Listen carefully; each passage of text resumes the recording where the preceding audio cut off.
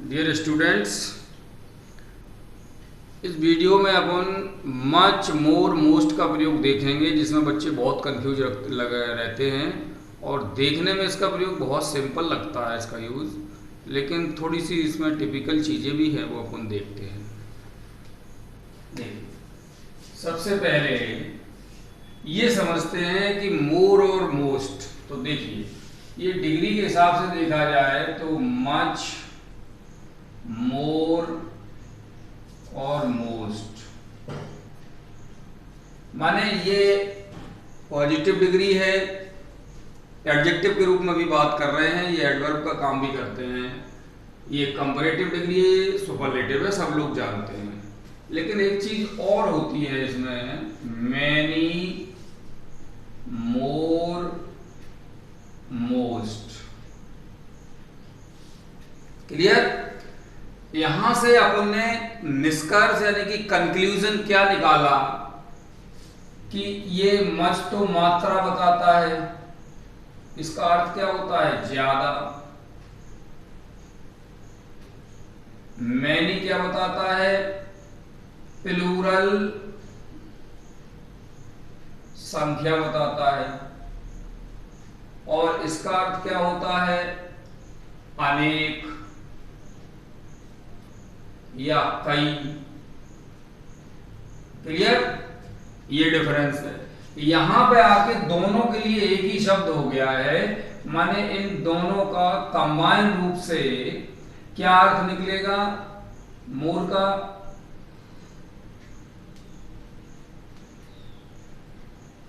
कुछ और या और ज्यादा। क्लियर? और ये मात्रा और संख्या दोनों को बताएगा, क्योंकि मैं मच से भी मोर आया है, मैनी से भी मोर आया है, तो यहां पर तो एक ही वर्ड हो गया ना ये, इस तरह से। और इसी प्रकार से ये मोस्ट है, इसका अर्थ होता है अधिकांश। क्लियर? ये सब बात हम किसके रूप में कर रहे हैं? जब ये तीनों ही शब्द, माने ये सभी अधिकांश या ज्यादातर, ज्यादातर या लगभग सभी, लगभग सभी, ये किस रूप में अर्थ होता है? सभी को लेके चलते हैं। ये जब डिटरमिनर है, क्या है? डिटरमिनर। और डिटरमिनर है तो जाहिर सी बात है इनको एडजेक्टिव कहेंगे। इस स्थिति में इनके ये अर्थ और ये प्रयोग हैं। अब इनको अपन समझते हैं। ध्यान रहे, इसमें मैनी को छोड़ करके मच, मोर और मोस्ट ये सभी शब्द एडवर्ब का काम भी करते हैं। ठीक है? तब इनके अर्थ बदल जाते हैं। तब फिर ये तो था डिटरमिनर के रूप में, अब बात आती है एडवर्ब के रूप में। तो एडवर्ब के रूप में मैनी का प्रयोग तो होता नहीं है, माने अब्बा स्वरूप कुछ एक आध जगह हो जाए वो एक अलग मैटर है, नहीं होता, हम तो यही कहेंगे। मच का प्रयोग होता है एडवर्ब के रूप में, और एडवर्ब के रूप में मोर का प्रयोग भी होता है और इसका भी होता है। तब इनका अर्थ वो डिग्री वाला निकलता है जो अपन निकालना चाहते हैं। जैसे मच माने ज्यादा, वही रहेगा, पॉजिटिव डिग्री में कोई डिफरेंस नहीं आता है। इसका बदल जाएगा, इसका अर्थ हो जाएगा से ज्यादा। क्या हो जाएगा? एडवर्ब के रूप में, तो यहां पे डिटरमिनर के रूप में। लेकिन जब इसका एडवर्ब के रूप में अर्थ निकालेंगे तो अर्थ इनका थोड़ा सा चेंज हो जाएगा। किसके रूप में? एडवर्ब के रूप में। देखिए, यहां पे मच का अर्थ हो जाएगा ज्यादा ही रहेगा, कोई परिवर्तन नहीं। मैनी का प्रयोग एडवर्ब के रूप में अपन ये कह सकते हैं सामान्यतः नहीं होता है। ठीक है? मोर का अर्थ ये हो जाएगा से ज्यादा। मोर का अर्थ क्या हो जाएगा? से ज्यादा। क्लियर? और मोस्ट का अर्थ क्या हो जाएगा? सबसे ज्यादा। सबसे ज्यादा या अधिक, तो एक ही बात है, ये अर्थ हो जाएगा। क्लियर? अच्छा, दूसरी बात ये भी है कि जब ये एडजेक्टिव के रूप में आते हैं, माने डिटरमिनर के रूप में आते हैं, तब इनके साथ सामान्यतः आर्टिकल नहीं आता, आर्टिकल नहीं आता जब ये एडजेक्टिव के रूप में आएंगे। क्लियर? और जब ये एडवर्ब के रूप में आएंगे तब इन सभी के साथ में, इसके साथ भी मैनी को छोड़ करके, किसको छोड़ करके? मैनी को छोड़ करके मच के साथ, मोर के साथ और इन सब के साथ दा आता है। ठीक है, तो यहां लिखे दे रहे हैं एडवर्ब के रूप में मच के साथ दा आता है, मोर के साथ भी दा आ जाता है, और मोस्ट के साथ तो दा आता ही है। ठीक है, लेकिन मोर में सामान्यतः कोई आर्टिकल नहीं आता। हम ये कहेंगे, यहाँ पे एक चीज लिखेंगे, सामान्यतः कोई आर्टिकल नहीं है, लेकिन एक स्ट्रक्चर होता है द मोर और द मोर, इसमें आर्टिकल आ जाता है द। वैसे सामान्यतः मोर जब कंपैरेटिव डिग्री में आता है, माने एडवर्ब के रूप में, तब इसके साथ कोई आर्टिकल नहीं आता। इस तरह से कर देंगे अपन। क्लियर? एक स्पेशल स्ट्रक्चर है, केवल उसी के साथ आर्टिकल आता है। अब इनका प्रयोग देखेंगे अपन। देखिए, मच और मैनी में एडजेक्टिव के डिटरमिनेंट के रूप में तो कोई कंफ्यूजन है ही नहीं। जैसे मच मिल्क और मैनी बॉयज, इसमें तो कोई दिक्कत नहीं है। तो अपन आगे बढ़ते हैं, मोर को उठाते हैं। किसको उठाते हैं? मोर को। ये तो अपन ने उसका बायोडेटा जैसा बना लिया है, मोर। अब मोर में देखिए, it is only 2 more days to go। क्या अर्थ हुआ? जाने में केवल 2 दिन और बचे हैं, या 2 दिन और हैं। तो ये अब चूंकि मोर संख्या को भी बताता है, यहां पे आया था, तो वो स्थिति यहां पे आ गई। क्लियर? यहां पे ये क्या है? डिटरमिनर है। क्या है? डिटरमिनर है। क्लियर? फिर देखिए, I want some more knowledge। मैं कुछ और ज्ञान चाहता हूं।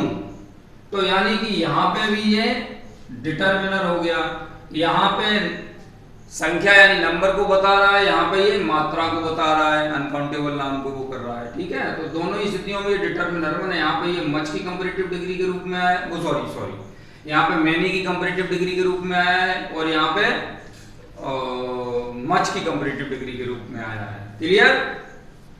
अच्छा, एक चीज और इसमें फिर देखते हैं। अब इस मोर को अपन आगे लेके जाते हैं एडवर्ब के रूप में। ये तो दोनों डिटरमिनर थे। जब अपन कंपैरेटिव डिग्री, ऐसे एडजेक्टिव जिनकी कंपैरेटिव डिग्री होती नहीं है, उनकी अपन बनाते हैं। जैसे कि मोर ब्यूटीफुल, मोर इंटेलिजेंट, मोर हैंडसम, तो उनकी कंपैरेटिव डिग्री बनाने में भी इसका प्रयोग होता है, लेकिन तब वो एडवर्ब के रूप में आ जाता है। कैसे? देखिए,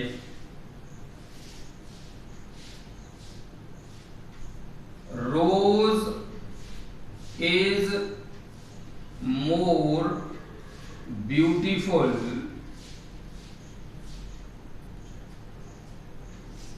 देन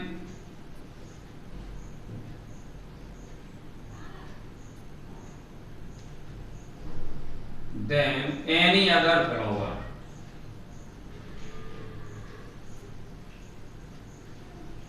क्लियर? अब यहां पे देखिए, ब्यूटीफुल का नाम क्या है? फ्लावर। इसका नाम है, यहां 2 बार फ्लावर ना लिख के एक बार ही लिखा जाता है, वो अशोभनीय भी लगता है और सही भी नहीं है। तो ये इसका नाउन हो गया। इसका ये क्या हो गया? एडजेक्टिव हो गया, क्वालिफाइंग एडजेक्टिव। ये डिटरमिनर नहीं है, हालांकि है एडजेक्टिव ही, ये भी एडजेक्टिव है, डिटरमिनर है, तो ये क्या हो जाएगा? एडजेक्टिव। क्योंकि सारे के सारे डिटरमिनर एडजेक्टिव ही होते हैं।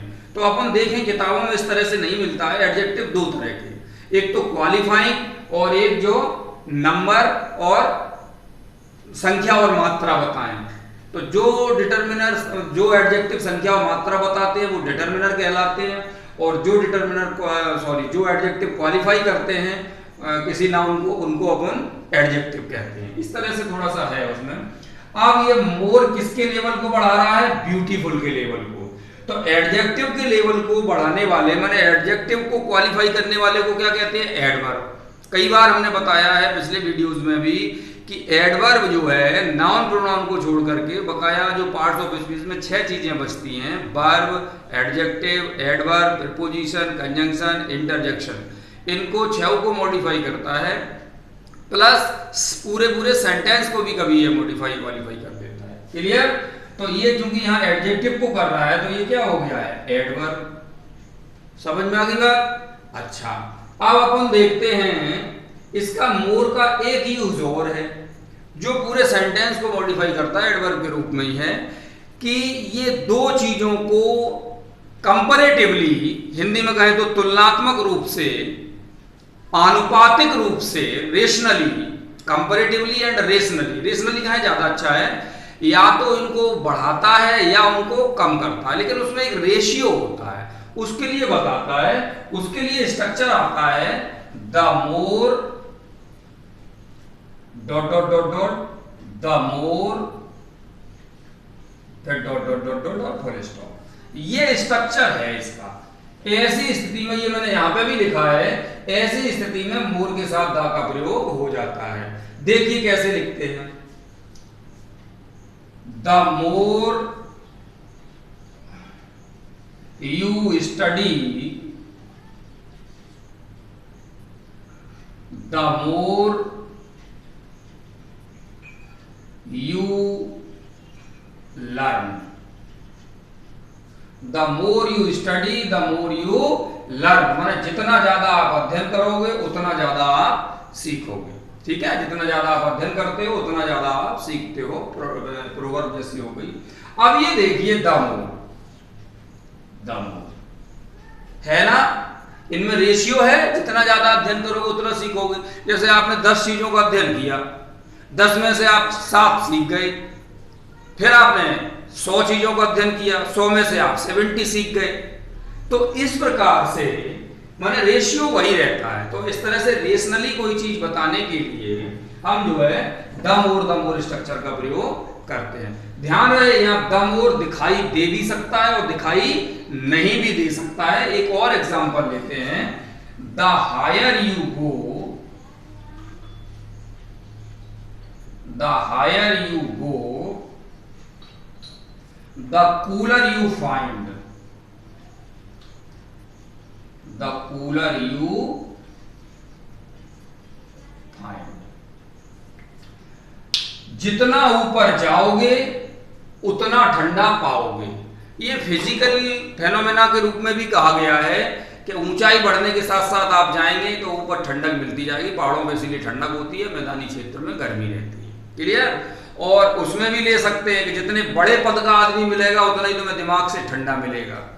ठीक है, और जितना छोटे पद पे मिलेगा उतना ही गुस्से वाला और सामान्य मिलेगा। तो वो इस तरह से है, किसी भी रूप में आप अर्थ इसका ले लें, हम तो फिजिकल फेनोमेना में ही जाएंगे कि जितना ऊपर जाओगे उतना ठंडा पाओगे। अब हायर का मतलब क्या है? मोर हाई। हायर का मतलब क्या है? मोर हाई। कूलर का मतलब क्या है? More cool. तो इस तरह से किसी भी कंपैरेटिव डिग्री के साथ जैसी जरूरत आ जाए वो कर सकते हैं। अच्छा, यहां आपने बढ़ता क्रम लिया है, घटता क्रम भी हो सकता है। The less you study the less you learn. जितना कम अध्ययन करोगे उतना आप कम सीखेंगे। The less you practice the less skilled you become. जितनी कम अभ्यास करोगे उतने आप कम कुशल होंगे।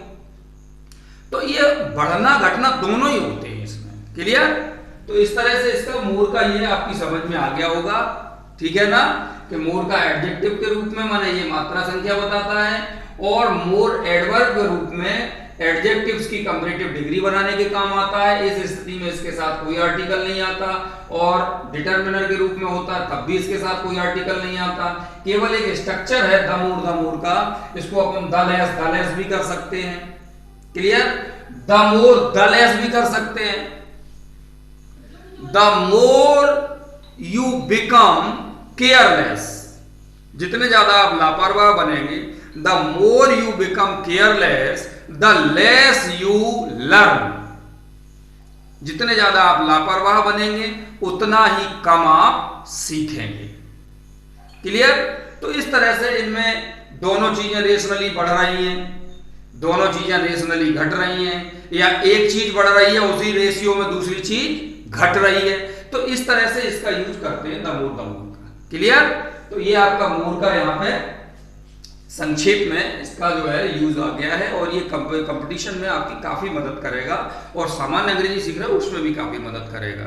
इसके बाद में अपन देखते हैं, मोस्ट का प्रयोग, यूज ऑफ मोस्ट। तो मोस्ट में क्या स्थिति आती है?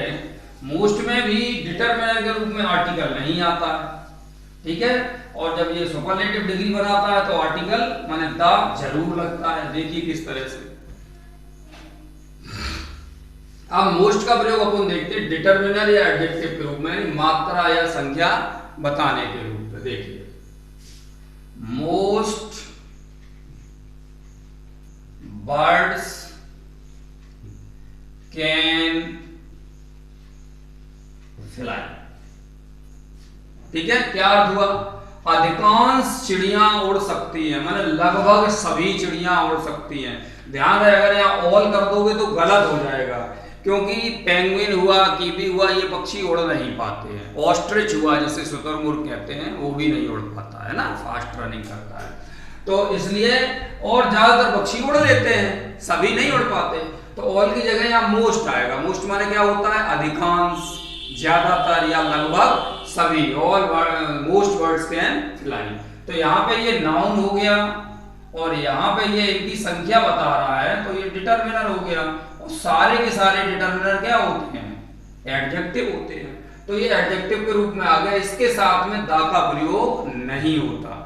हाँ, होता है, लेकिन वो नाउन के साथ जाता है। जैसे कि दो चीजें आती, मोस्ट बर्ड्स माने ये पूरे विश्व की चिड़ियों के लिए कहा गया है, जनरल सेंस में कहा गया है। क्लियर? अब अपन जैसे कहें कि कक्षा के छात्रों में से अधिकांश इंटेलिजेंट हैं, जैसे हमारी कक्षा में छात्र बैठे हैं, स्टूडेंट्स बैठे हैं, उनमें से कहूं ज्यादातर स्टूडेंट्स अच्छे हैं, तो हम संख्या सीमित कर रहे हैं, तो सीमित के लिए दा का प्रयोग करना पड़ेगा। तो उस स्थिति में क्या करेंगे? दो तरह के प्रयोग आएंगे। देखिए, most students are intelligent. Clear? इसमें देखिए, अधिकांश छात्र या ज्यादातर छात्र इंटेलिजेंट हैं। ये अपन ने किसके लिए कहा? वर्ल्ड वाइड हो गया ये। जब अपन ये कहते हैं most of the students are intelligent,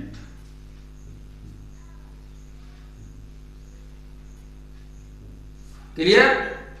तो यहां पे क्या है? यहां पे ये 10 स्टूडेंट से नंबर इसका कैसा हो गया? सीमित हो गया।